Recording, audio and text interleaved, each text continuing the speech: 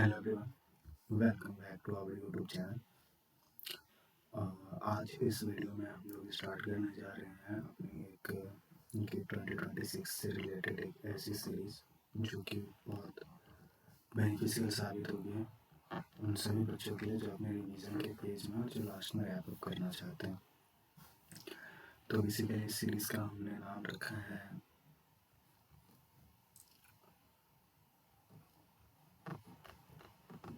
Super 50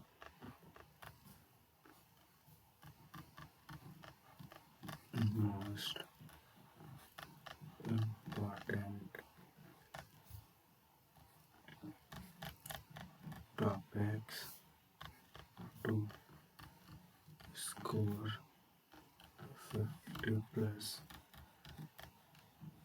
marks in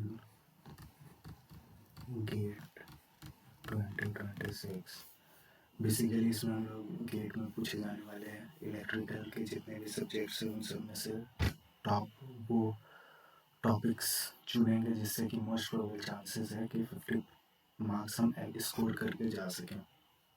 इस video में जो हम बात करेंगे वो बात करेंगे बेसिकली मैथ्स से, इंजीनियरिंग मैथमेटिक्स और उसके जिस चैप्टर को आज हम शुरू कर रहे हैं इस वीडियो में कवर करेंगे वो है लीनियर अलजेब्रा।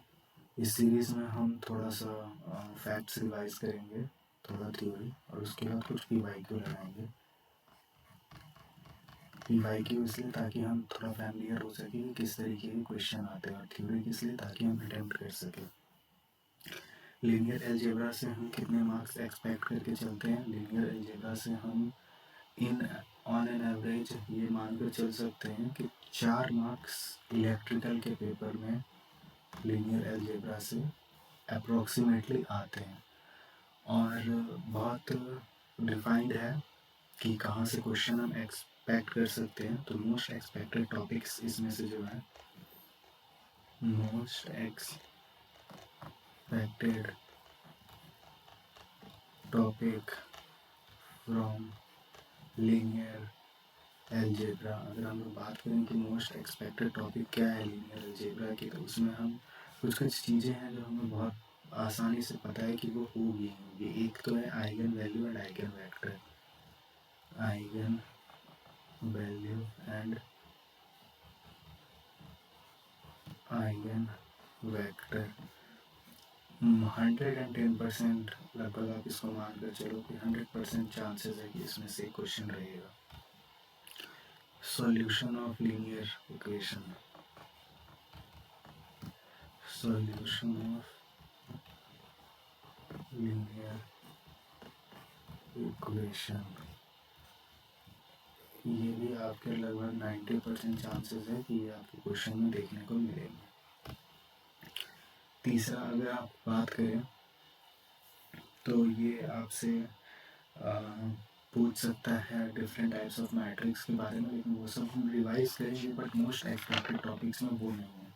अगर हम बात करें तो रैंक निकालने को पूछ सकता है, रैंक ऑफ मैट्रिक्स, रैंक क्या होता है, ठीक है, ये भी हम 90% मान कर चल रहे हैं। और जो चौथे नंबर पर अगर हम बात करें इन्वर्स निकालने के लिए पूछ सकता है। इन्वर्स आपको निकालना ऐसे भी आना चाहिए, आइगन फंक्शन निकालने में भी आपको इन्वर्स की ज़रूरत पड़ती है, उसके प्रॉपर्टीज़ क्या है आइगन फंक्शन से, ये सब सारी चीज़ें पूछ सकती है, ठीक है। एक जो और इम्पोर्टेंट टॉपिक जो मैं आप लोगों के साथ शेयर करना चाहता हूँ वो वैसे सवाल जिसमें हम higher order power of matrix निकालते हैं, ठीक है, या फिर कैले हैमिल्टन थ्योरम, ठीक है, जो कैले हैमिल्टन थ्योरम है उससे सवाल आने के चांसेस ज़्यादा होते हैं। कैले हैमिल्टन थ्योरम, इसमें कैसे सवाल बनते हैं वो सवाल भी हम देखेंगे, बट ये हमने वो टॉपिक्स देख लिए हैं जिससे कि आप एक्सपेक्ट कर सकते हो कि गेट एग्जामिनर आपसे 4 से 5 मार्क्स के सवाल लीनियर अलजेब्रा से पूछेगा ही पूछेगा। ठीक है, तो बिना देर किए स्टार्ट करते हैं। इस चैप्टर में हम ये कोशिश करेंगे इस वीडियो में कि हम मैक्सिमम से मैक्सिमम थ्योरी वाला पार्ट कवर कर लें। अगर ज़रूरत पड़ी या फिर किसी कारणवश वीडियो को थोड़ा शॉर्ट रखना पड़ा, क्योंकि बहुत लंबी वीडियो हम एक बार में देख भी नहीं पाते हैं, तो अगर वीडियो को शॉर्ट रखना पड़ा तो हम ऐसा करेंगे कि हम थ्योरी को 2 भाग में रिवाइज कर लें और उसके बाद फिर उसके ऊपर क्वेश्चन लगा लें। ठीक है, तो चलिए बिना देर किए वो शुरू करते हैं। हम फटाफट फास्ट रिवीजन करते हैं मैट्रिक्स का एंड डिटर्मिनेंट का। बेसिकली जो मैट्रिक्स जो वर्ड है उससे आपको क्या समझ में आता है? अगर ये कोई आपसे पूछ ले कि मैट्रिक्स क्या काम करता है, तो बेसिकली मान लीजिए कि कोई एक वेक्टर है जो किसी डायरेक्शन में है, कोई एक वेक्टर वी है किसी डायरेक्शन में है, तो इसको किसी सर्टेन डायरेक्शन में ट्रांसफॉर्म करने का काम कौन करेगा? वो एक मैट्रिक्स करेगा। ठीक है, तो बेसिकली मैट्रिक्स क्या करता है? Matrix is a method of representing linear transformation. मतलब एक वेक्टर था वी किसी डायरेक्शन में, उसको मैं इस डायरेक्शन में कर दिया किसकी मदद से? ए की मदद से। तो यहाँ पर जो ए मैट्रिक्स है वो क्या कर रहा है? ए मैट्रिक्स कर रहा है उसकी लीनियर ट्रांसफॉर्मेशन कर रहा है। ठीक है, तो मैट्रिक्स क्या है? Method of representing linear transformation. Method of representing linear transformation। Okay, बिना देर के हम लोग कुछ कुछ इंपॉर्टेंट टाइप्स ऑफ मैट्रिक्स देखेंगे। ठीक है, टाइप्स ऑफ मैट्रिक्स जो कि कभी कभार पूछ लेते हैं, इतना इम्पोर्टेंट नहीं है। जो इम्पोर्टेंट होगा मैं आपको खुद बता दूंगा कि भैया ये इम्पोर्टेंट है, इसको एक बार और ज़रूर आप जब रिवाइज करने लगो फाइनल रिवीजन एग्जाम देने से पहले, तो उस समय रिवाइज जरूर कर लो। ठीक है, सबसे पहले आइडेंटिटी मैट्रिक्स। ये सब सारी चीज़ें आपको पता होंगी, आई नो, बट एक बार रिवीजन हो जाने से क्या बुराई है। Identity matrix. Identity matrix basically क्या होता है? जिसका कि अगर हम लोग डिटर्मिनेंट निकालें तो उसका वैल्यू 1 आना चाहिए। एग्जाम्पल्स में 1 0 0 1, ये 2x2 का आइडेंटिटी मैट्रिक्स है। 1 0 0 0 1 0 0 0 1, ये 3x3 का आइडेंटिटी मैट्रिक्स। एक इम्पॉर्टेंट पॉइंट, ये रोज एंड कॉलम्स होते हैं। ठीक है, ये बता रहा है आपके रोज जो कि हॉरिजॉन्टल होते हैं और कॉलम्स जो होता है वो वर्टिकल होता है। ये रोज है, ठीक है, ये कॉलम्स है। ठीक है, कंफ्यूज नहीं होना। ये सब बहुत छोटी छोटी चीज़ें हैं जो इंसान को कंफ्यूज कर देती हैं। अगर हम दूसरे नंबर पर बात करें तो फिर है डायगोनल मैट्रिक्स। डायगोनल मैट्रिक्स, अगर हम लोग डायगोनल मैट्रिक्स की बात करें तो वो मैट्रिक्स जिसके डायगोनल एलिमेंट्स को छोड़ करके बाकी सारे जीरो होते हैं। ठीक है, तो ये कैसा एलिमेंट है? ये कैसा मैट्रिक्स है? Diagonal matrix. नल मैट्रिक्स क्या होता है? नल,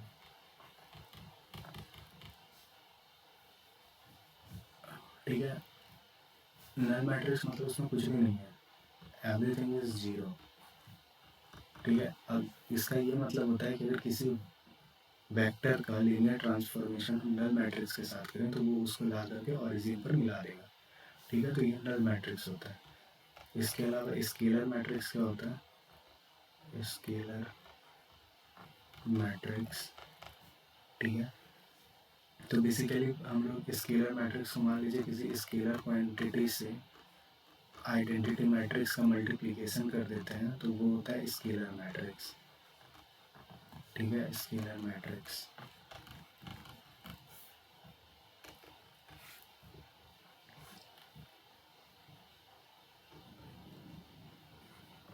आइडेंपोटेंट मैट्रिक्स, इसका नाम इम्पॉर्टेंट है, आपको ध्यान रखना है। आइडेंपोटेंट मैट्रिक्स।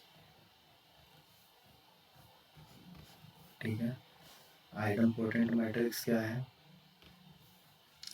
वैसे टाइप का मैट्रिक्स जिसका स्क्वायर उसके खुद के बराबर होता है। ए स्क्वायर इज इक्वल टू ये आइडल पोटेंट मैट्रिक्स है, ठीक है।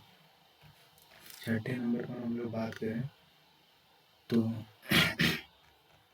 Sorry, involutory matrix.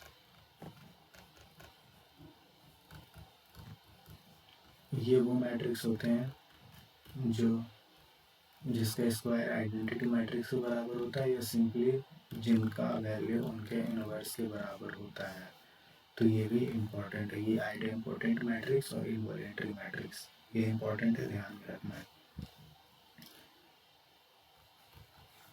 Nilpotent matrix, nilpotent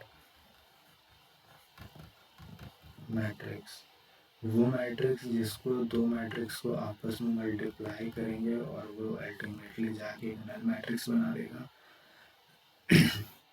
तो वैसे मैट्रिक्स को हम लोग नीलपोटेंट मैट्रिक्स कहते हैं, ठीक है।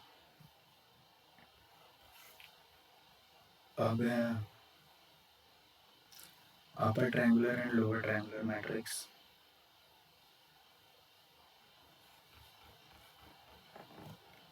अपर triangular and lower triangular matrix basically ये डायगोनल एलिमेंट आपने ए बी सी रखा है और उसके ऊपर सी डी ई बाकी सारे एलिमेंट 0 0 हैं, तो ये आपका ऊपर वाला ट्रायंगल जैसा एक शेप बन रहा है, तो ये अपर ट्रायंगुलर का एग्जाम्पल है। इसी तरीके से लोअर ट्रायंगुलर का एग्जाम्पल आप खुद से भी बना सकते हो। कैसे बनाओगे? सबसे पहले तो कोई एलिमेंट है जो सिर्फ यहीं पर है, यहाँ पर ए 1D मान लेते हैं, ई एफ, बाकी सब जगह क्या है 0 0। तो ये क्या है, ये आपका एक एग्जाम्पल हो गया लोअर ट्रायंगुलर मैट्रिक्स का, ठीक है। तो इन जितने भी हमने मैट्रिक्स के टाइप देखे हैं उसमें से आपको 2-3 बातें बिल्कुल ध्यान रखनी है, बाकी सारी चीज़ें आप ऑब्वियसली जानते हो। बट आइडेंपोटेंट मैट्रिक्स कैसे मैट्रिक्स, वो मैट्रिक्स जिनका खुद के साथ मल्टीप्लिकेशन करने पर वो खुद आते हैं, ठीक है, वो आइडेंपोटेंट मैट्रिक्स कहलाते हैं। इनवॉल्यूटरी मैट्रिक्स क्या होता है, जिसका ए स्क्वायर आइडेंटिटी मैट्रिक्स बराबर होता है, यानी कि उनका ए इनवर्स और ए दोनों बराबर होते हैं, ठीक है। ये वो बातें थी जो ध्यान में रखने वाली बातें हैं, ठीक है।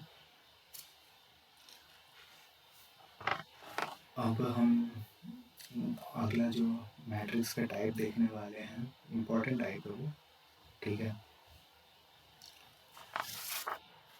वो है symmetric and skew symmetric matrix, ठीक है। अगर हम 9th नंबर पे बात करें तो वो है स्क्यू, पहले साइमेट्रिक मैट्रिक्स देख लेते हैं।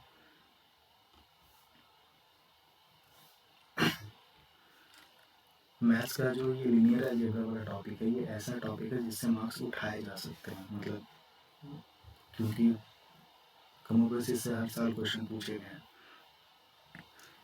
ठीक है। तो symmetric matrix and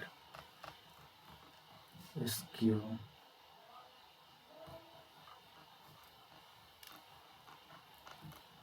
symmetric matrix, ये काफ़ी इम्पोर्टेंट है। कैसा है ये? बहुत इम्पोर्टेंट है, इसलिए इसको हम लोग को बहुत ध्यान से करना है, ठीक है। साइमेट्रिक मैट्रिक्स क्या होता है, सबसे पहले अगर हम लोग उसकी बात करें, साइमेट्रिक मैट्रिक्स क्या होता है, तो वैसे मैट्रिक्स जिसका ए ट्रांसपोज, हम लोग बात करेंगे कि ए ट्रांसपोज कैसे निकालते हैं, बट तब तक के लिए हम बस ये देखते हैं कि जिसका ए का ट्रांसपोज ए के बराबर हो, उसको हम लोग क्या बोलते हैं, उसको हम लोग बोलते हैं साइमेट्रिक मैट्रिक्स। एग्जाम्पल देख के समझते हैं। अगर मान लीजिए ए कोई मैट्रिक्स है, ए का मैट्रिक्स है 2 1 2 1 3 1 2 1 4, ये कोई मैट्रिक्स है। तो अगर हम इसका ए ट्रांसपोज निकालेंगे तो इसका ए ट्रांसपोज निकालने के लिए क्या होता है कि रो को कॉलम बना दो, मतलब ये जो रो है इसको कॉलम बना दो। तो इस तरीके से लिख देंगे 2A2, फिर उसके बाद 1 3 1 1 3 1 एंड लास्ट में 2 1 4। अगर आप देखो तो बिल्कुल एग्जैक्टली सेम है, इसलिए ये कैसा है, A is a symmetric matrix. A symmetric matrix है।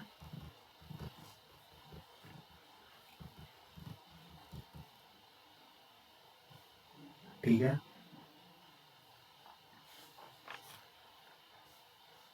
अब हम लोग अगले नंबर पर बात करते हैं स्क्यू सिमेट्रिक मैट्रिक्स क्या होती है। स्क्यू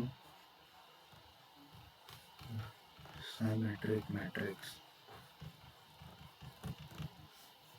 स्क्यू सिमेट्रिक मैट्रिक्स वो होता है वैसे मैट्रिक्स जैसे जिसका हम लोग ए ट्रांसपोज निकालेंगे तो वो उसके निगेटिव के बराबर होगा। ठीक है, skew symmetric matrix A transpose,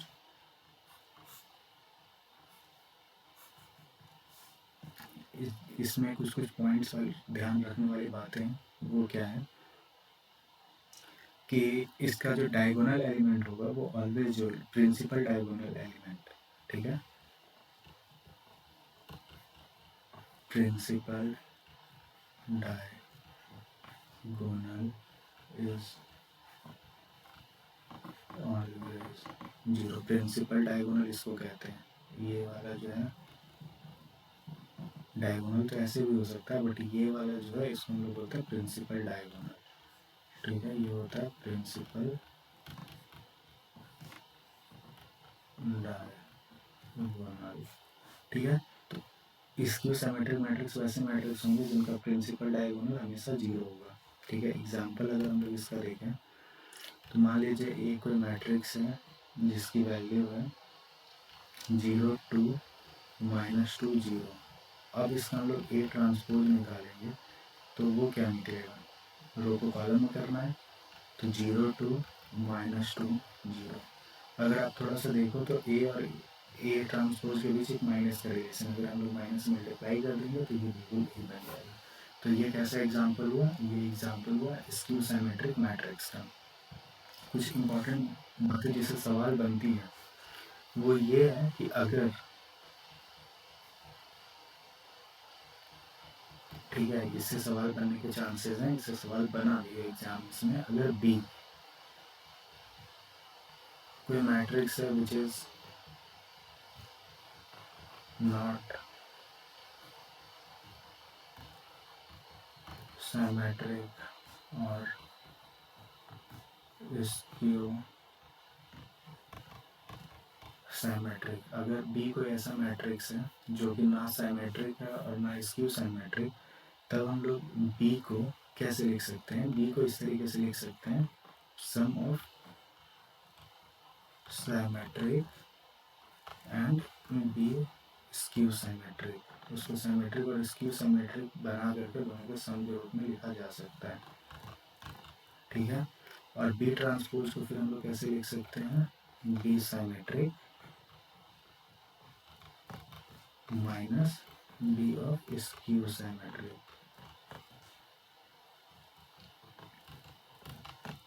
इस कंसेप्ट पर क्वेश्चन आए हुए हैं, इसलिए इस कंसेप्ट को अच्छे से दिमाग में बैठा लेना है, इस तरीके से हम लोग कर सकते हैं। फिर यहाँ से अगर हम लोग को निकालना रहे तो बी सिमेट्रिक हम लोग इस तरीके से निकाल सकते हैं, B plus B transpose by 2, और बी स्क्यू सिमेट्रिक की बात करें तो वो B minus B transpose by 2।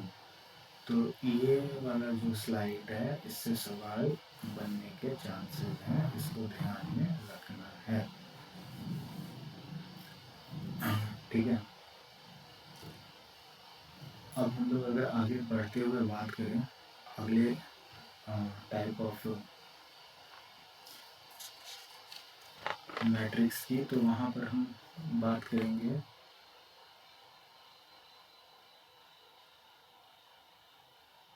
एक हर्मिशियन मैट्रिक्स छूट रहा है, Hermitian and skew Hermitian matrix. ठीक है, नंबर कितना था, नंबर 10th नंबर। ठीक है, Hermitian and skew Hermitian.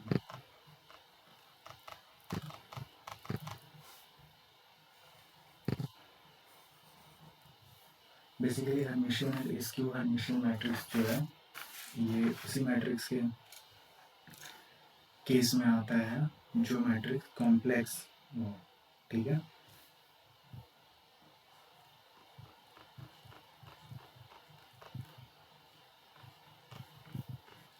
applicable for complex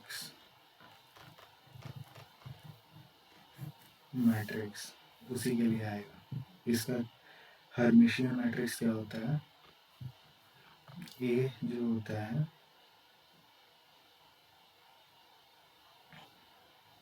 ये हम लोग का एक कंजुगेट है। कंजुगेट मतलब आप जानते ही होंगे, ए कंजुगेट। अगर नहीं जानते तो मैं बता दूँ, अगर मान लीजिए हम लोग किसी वेक्टर को एक्स आई कैप प्लस वाई जे कैप लिख रहे हैं तो इसका अगर हम लोग कंजुगेट निकालेंगे तो इस तरीके से उसको हम लोग लिख सकते हैं एक्स आई कैप माइनस वाई जे कैप। ठीक है, तो ये होता है कंजुगेट निकालने का तरीका। अब हर्मिशियन मैट्रिक्स क्या कहता है, हर्मिशियन मैट्रिक्स कहता है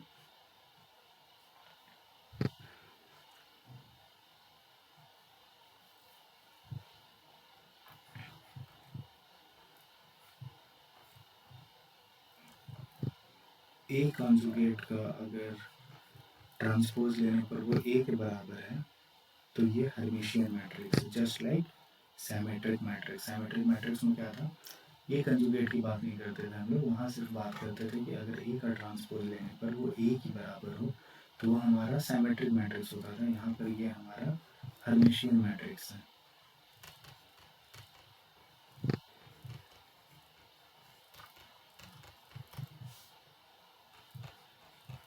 इसकी हर्मिशियन बिल्कुल आप समझ चुके होंगे, ये माइनस ए के बराबर है, ये जस्ट सिमिलर टू स्क्यू हाइमेट्रिक मैट्रिक्स। तो ये है आपका skew Hermitian matrix. Skew Hermitian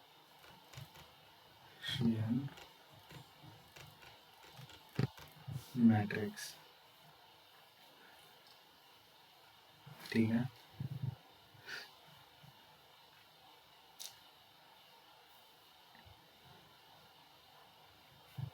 एक लास्ट टाइप का हम लोग मैट्रिक्स देखने वाले हैं, वो है unitary matrix.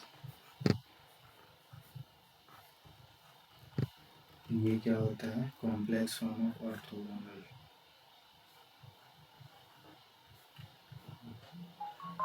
Complex form of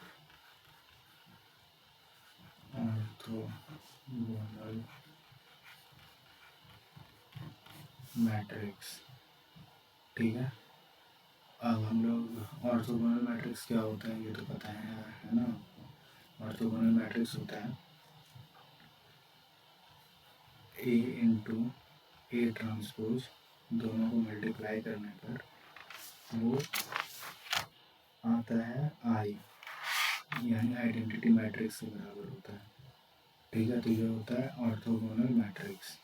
unitary matrix क्या कहता है, यूनिटरी मैट्रिक्स कहता है ए कॉन्जुगेट का ट्रांसपोज और ए मिलाएंगे तो वो हम लोग के बराबर होगा आई के। ठीक है, इसको सिंपली हम लोग ऐसे भी लिख सकते हैं, A transpose is equal to A inverse.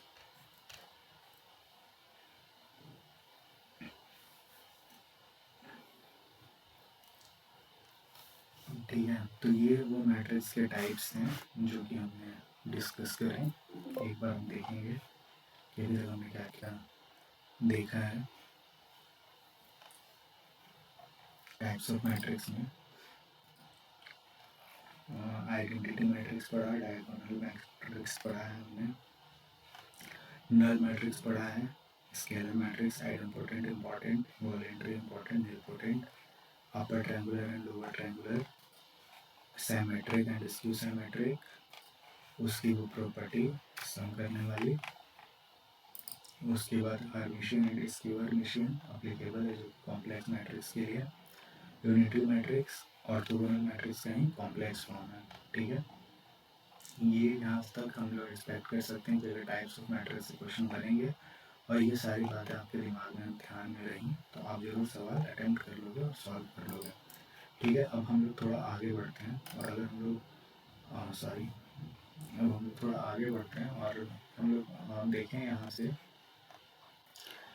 तो अब हम जो अगला टॉपिक पढ़ेंगे वो पढ़ेंगे डिटरमिनेंट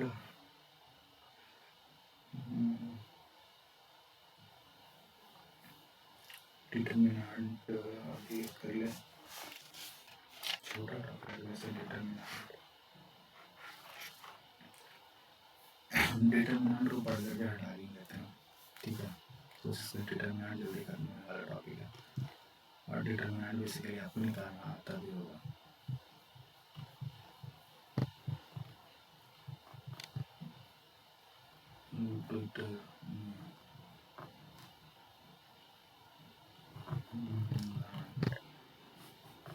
तो ये डिटरमिनेंट क्या है? मैग्नीट्यूड ऑफ मैट्रिक्स, इसको हम लोग बोलते हैं डिटरमिनेंट। ठीक है, इम्पोर्टेंट पॉइंट इसके लिए क्या है वो हम लोग पहले डिस्कस कर लेते हैं। Only possible for square matrix,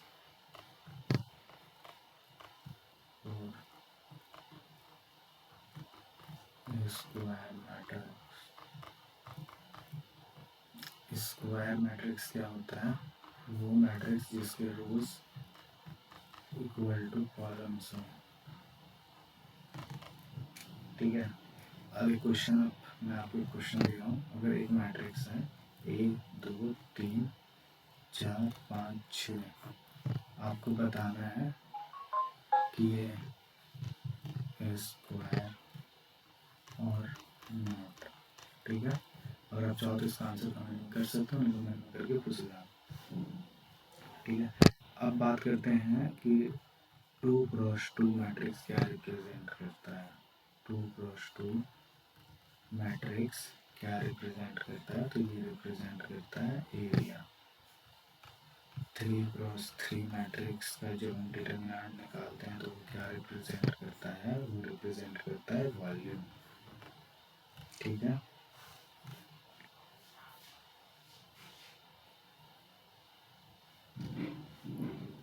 अब एक पॉइंट है,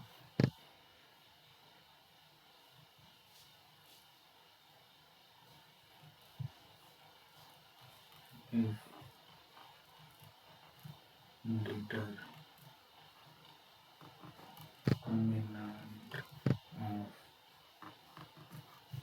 एनी मैट्रिक्स इज 0। ठीक है, तो इसमें दो केस बनते हैं। पहला केस क्या है कि ये नल मैट्रिक्स है।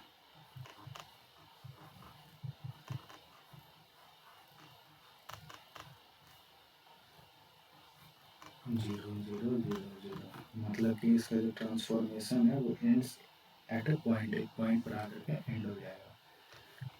केस 2 की अगर हम बात करें तो ये क्या करता है कि किसी भी मैट्रिक्स जिसका डिटरमिनेंट 0 है तो इसका मतलब ये है कि उसका स्पैन रिड्यूस हो जाएगा। This means span is reduced. Span के बारे में हम बस इतना जान लीजिए कि ये हमें बताता है कि अगर मान लीजिए कोई 3x3 का मैट्रिक्स है तो वो 3D में है कि 2D में है कि 1D में है। ठीक है, इस तरीके से इसको समझ लीजिए। मैट्रिक्स के केस में स्पैन को हम लोग रैंक बोलते हैं, रैंक इन मैट्रिक्स। तो यहाँ से आपको ये चीज़ क्लियर हो गया होगा कि मान लीजिए कोई ये जो 3x3 का है जिसका डिटर्मिनेंट 0 है, ठीक है। क्या है ये? डिटर्मिनेंट जो है वो 0 है।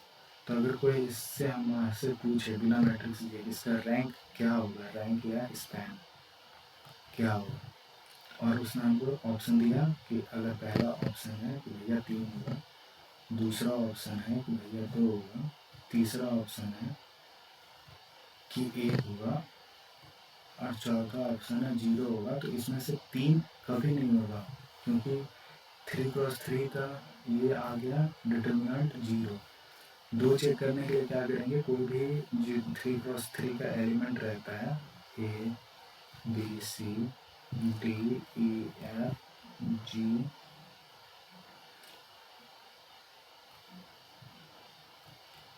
ठीक है। तो इस तरीके से जो मैट्रिक्स दिया तो फिर इसको हम लोग इस तरीके से दो दो के ए डी बी ई कोई भी देखे नहीं निकाल निकाल के, अगर उसमें से इतने सारे में से कोई एक भी अगर 0 आ जाता है तो फिर ये 2 भी नहीं होगा, फिर ये 1 चला जाएगा, ठीक है। तो इस तरीके से हम लोग रैंक की सहायता से, मतलब डिटर्मिनेंट की सहायता से ये देख सकते हैं कि किसी भी मैट्रिक्स का रैंक या स्पैन क्या है, ठीक है।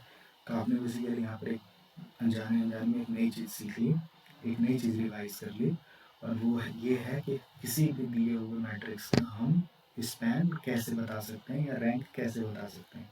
कैसे बता सकते हैं, उसका डिटर्मिनेंट लेकर देखेंगे, अगर वो 0 हो रहा है तो भैया वो आपका उससे नीचे का रहेगा, मतलब अगर 3x3 का डिटर्मिनेंट 0 है तो उसकी जो स्पैन या रैंक होगी या तो 2 होगी, नहीं तो 1 होगी, ठीक है। अब अगला हम 0 डिटर्मिनेंट का मतलब क्या होता है, इस पॉइंट से हम ये लिख सकते हैं, 0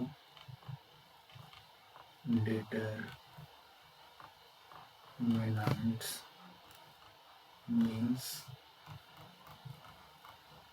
linearly dependent vectors, dependent vectors मतलब जो एक मैट्रिक्स है उसके अंदर के जो 2 वेक्टर्स हैं वो बेसिकली एक दूसरे पर लिनियरली डिपेंडेंट कर रहे हैं, मतलब बिल्कुल ऐसा है तो ऐसा ही जा रहा होगा, ये होता है इसका मतलब, ठीक है। नेगेटिव डिटर्मिनेंट का क्या मतलब होता है, negative determinant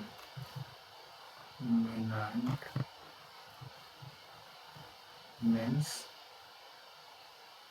flipping the space,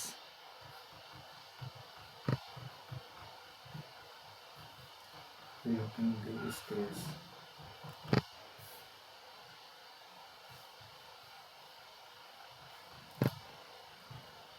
ये बड़ी इंपॉर्टेंट पॉइंट है, ध्यान में रखना पहले। Elementary row operation don't effect the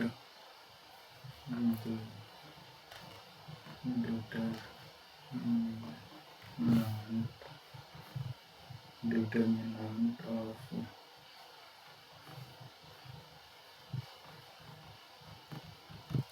elementary row operation जो करते हैं वो डिटर्मिनेंट के मतलब वैल्यू पर कोई असर नहीं डालता, ठीक है।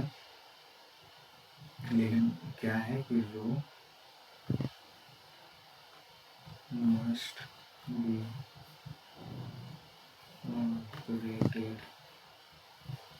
विद रो और कॉलम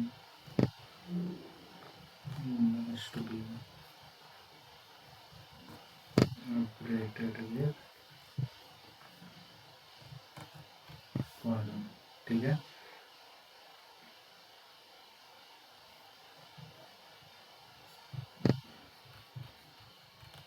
नंबर ऑफ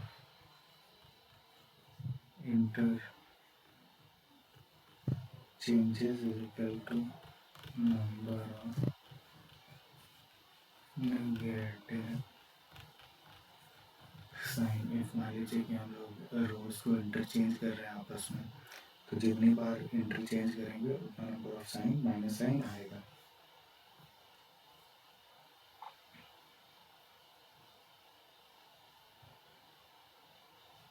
ठीक है,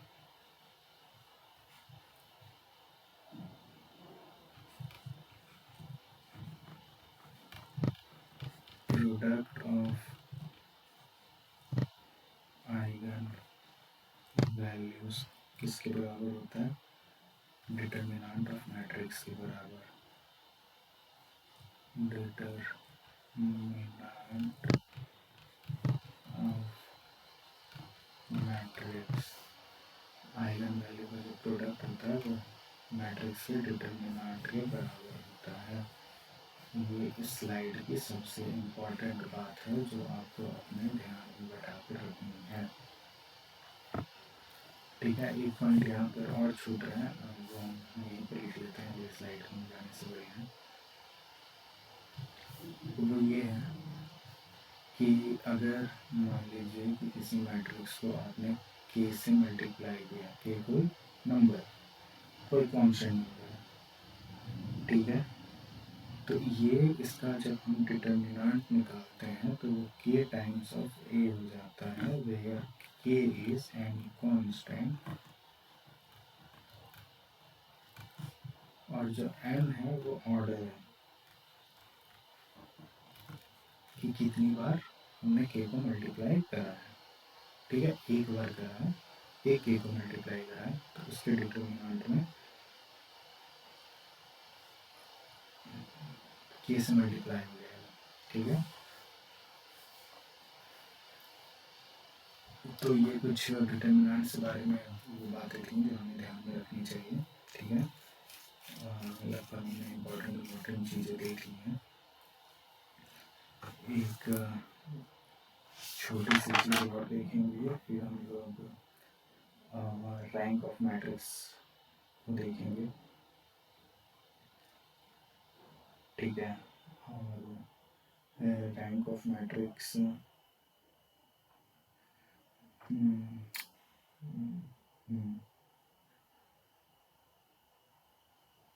डिटरमिनेंट जब हमने पढ़ा है तो हम रैंक ऑफ मैट्रिक्स को देख लेते हैं पहले। ठीक है,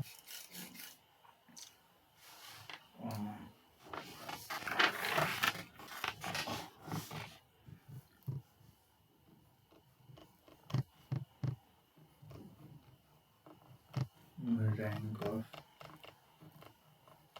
मैट्रिक्स ये किसके इक्विवेलेंट है? स्पैन ऑफ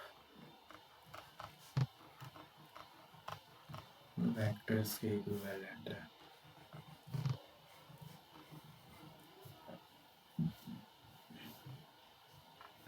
ठीक है,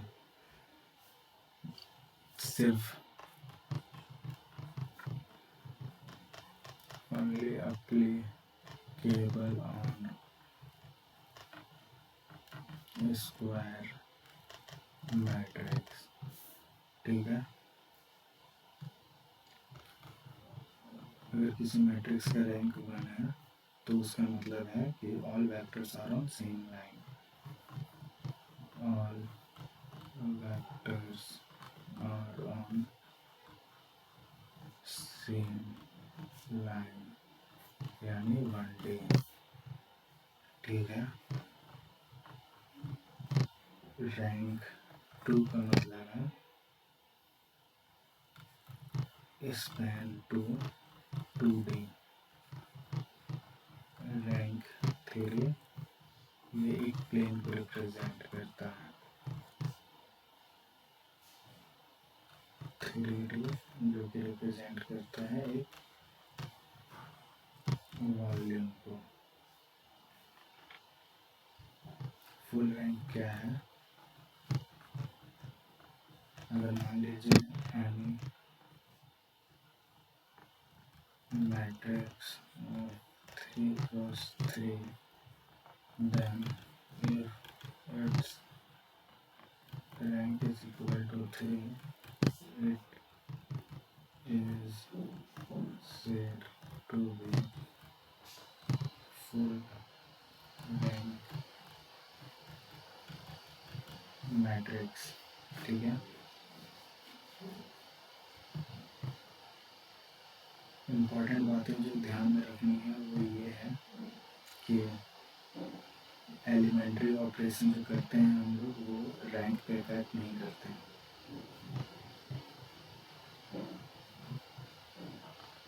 elementary operation do not affect on rank और दूसरी rank of A and rank of A transpose is same। So basically ये सारी वो इम्पोर्टेंट पॉइंट्स हैं जो हमने रैंक्स के लिए देखे।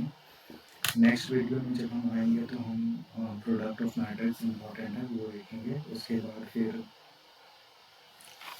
कुछ इम्पोर्टेंट चीज़ें और जानेंगे, जैसे कि एडजॉइंट कैसे निकालते हैं, इनवर्स कैसे निकालते हैं, आइगन वैल्यू आइगन वेक्टर क्या होता है, लीनियर इक्वेशन का सॉल्यूशन किस तरीके से करते हैं, ऑर्थोगोनल वेक्टर्स के क्या क्या प्रॉपर्टीज़ हैं, और एट लास्ट हम लोग कैले हैमिल्टन थ्योरम को देखेंगे, डायगोनल एलिमेंट्स ये सब देखेंगे, और फिर वहाँ पर हम मैट्रिक्स का जो ये चैप्टर है उसको क्लोज करेंगे, और साथ ही इसके बाद हम कुछ PYQ लगाएंगे, और फिर हम ये एक्सपेक्ट करेंगे कि हम उसको बढ़िया से रिवाइज कर चुके हैं, तो जो सवाल बने पेपर में आए वो हम सॉल्व कर सकें।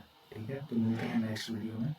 आप चैनल को सब्सक्राइब जरूर कर दें, और अगर आपके कोई सुझाव रहें तो वो आप कॉल कर सकते हैं।